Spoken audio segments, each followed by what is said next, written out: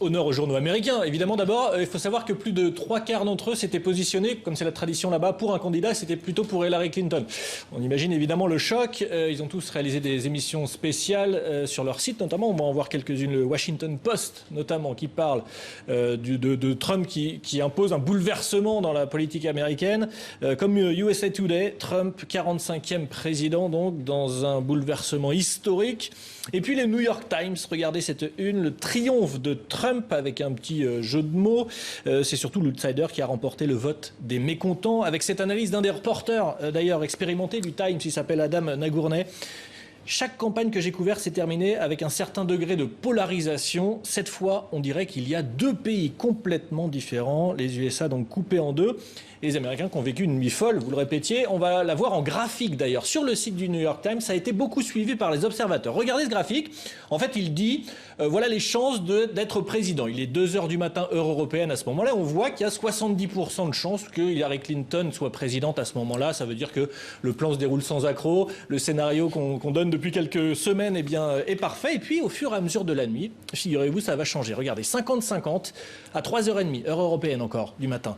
Et puis, encore, on avance. Et là, cette fois, c'est Trump qui va avoir le plus de chances, 58%. On va passer à Trump, 78%. Puis Trump, 80%. Puis Trump, 95%. À un moment donné, Trump a gagné, figurez-vous. Il est donc devenu président des États-Unis. Ça a choqué tous les journaux, même les conservateurs.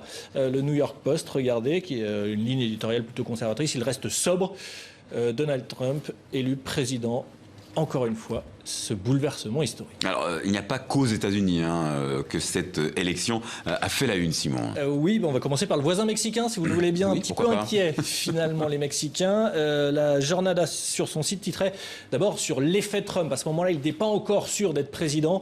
Eh bien, on parlait du peso qui dégringolait. Les marchés et ce journal, comme l'Universal, d'ailleurs, inquiet de la future relation États-Unis-Mexique. Vous savez que Trump a des difficultés avec les Mexicains. Les immigrés mexicains, il veut construire un mur à la frontière.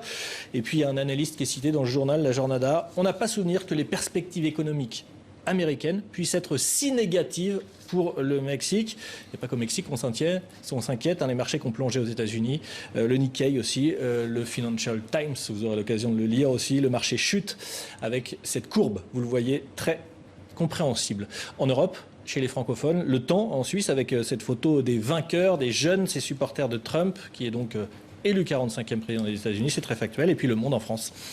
Trump assuré de l'emporter, il a passé donc la barre des 270 grands électeurs nécessaires pour être président. Voilà pour ce que dit la presse mondiale, pour refléter cette déflagration. Avant de se quitter, je vous fais écouter quand même Rachel Maddow. C'est une présentatrice vedette sur la chaîne MSNBC, chaîne économique. Elle parle directement aux Américains. Écoutez-la.